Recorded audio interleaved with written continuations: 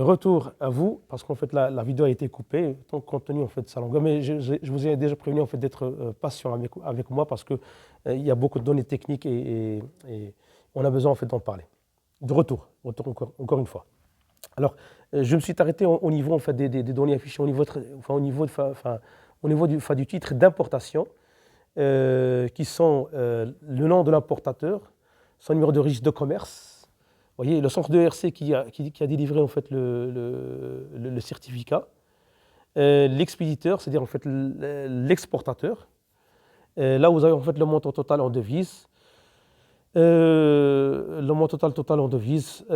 Si vous avez négocié franc-bord ou côté fret, si vous avez négocié en fait franc-bord seulement franc-bord, parce que le fret sera payé ici au Maroc. Si vous avez négocié en fait côté fret, il faudrait faire mentionner en fait le prix, le total FOB, franc-bord, et puis le fret, et là, le montant côté fret. Les modalités de paiement, en fait, là, je dois payer en fait des modalités de paiement. Ça veut dire que si vous allez payer donc transfert simple, ça sous-entend que quoi qu'il y ait une grande confiance entre vous et le fournisseur que vous traitez, ça fait longtemps, et que les documents ont été transmis direct à vous. Sinon, remise documentaire, ça veut dire que remise documentaire à vue, c'est-à-dire qu'en fait, que vous ne prenez pas vos documents de manière directe, mais elles sont transmis, les documents sont transmis à votre banque. Et votre banque, en fait, ne vous les délivre pas jusqu'à ce que le montant requis par exportateur est bloqué au niveau d'un compte intermédiaire de votre compte à un compte intermédiaire pour qu'il soit envoyé. Et puis dès que le blocage se fait, là vous récupérez les documents pour pouvoir commencer en fait les modalités en fait de dédouanement de votre marchandise. Sinon, il y a en fait la troisième méthode qui est la LC, la lettre de crédit. Il y a la lettre de crédit irrévocable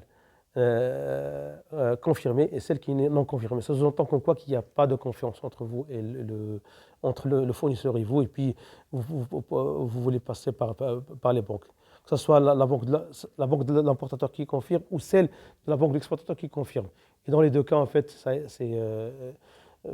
dépend de celui qui a demandé la confirmation.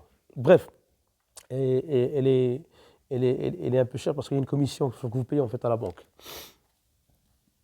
Alors, le nom, et là on mentionne en fait les conditions de livraison, c'est-à-dire coût et fret par exemple, ou franc-bord, c'est-à-dire au niveau de leur port à eux, ou coût et fret ici chez nous. Et là, vous avez, ça dépend des incoterms, les incoterms que vous avez sur lesquels vous êtes entendu avec votre fournisseur. Est-ce que c'est DDP? Est-ce que c'est côté fret? Est-ce que c'est franc-bord? Est-ce que c'est FAS? Donc tout dépend, tout dépend en fait de ce que vous avez en fait conclu avec votre fournisseur ou votre partenaire.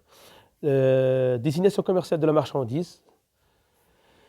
Et de ce côté-là, à droite, vous avez en fait le siège social de votre entreprise, l'adresse, l'identifiant fiscal, le numéro de la taxe professionnelle, le bureau de douanier en fait, qui va charger en fait, du douanement de votre conteneur ou de votre marchandise, le pays d'origine, vous voyez le certificat d'origine, pourquoi il sert, à quoi ça sert, et le pays de provenance, parce que parfois l'origine et la provenance sont différents. Et la nomenclature, la fameuse, cette case-là, ça parle de ça exprime en fait la fameuse nomenclature douanière, le système SH dont on a parlé, le régime douanier par exemple, quel type de régime, le point net et certaines unités complémentaires. Et là, vous avez en fait le cachet et le cachet, votre cachet, c'est-à-dire le cachet en fait, de la société importatrice, ainsi que la date et la signature. Et là, vous avez en fait le numéro et date d'enregistrement. Et ça, c'est réservé, c'est réservé en fait à la banque et puis au ministère du Commerce extérieur et à la douane, vous voyez, pour pouvoir dédouaner en fait votre marchandise. Oui. là, pour l'imputation, quand vous faites sortir en fait, votre conteneur. Bref. Bon, la session, elle arrive à fin. Si vous avez quoi que ce soit en termes de questions ou de commentaires, n'hésitez pas, s'il vous plaît, à me les envoyer. Je serai heureux, en fait, de pouvoir y répondre. Je vous prie de m'excuser, en fait, pour la vidéo, parce qu'en fait, elle est vraiment longue, mais j'en avais besoin parce qu'en fait, j'ai parlé de beaucoup de choses et le temps, j'en avais besoin. Désolé, hein, encore, je vous prie de m'excuser. Donc, je termine, comme d'habitude, comme à l'accoutumée, en fait, avec les versets coraniques. ألا بذكر الله تطمئن القلوب وقل اعملوا فسيرى أعمالكم ورسوله المؤمنون وستردون إلى علم الغيب والشهادة فينبئكم بما كنتم تعملون.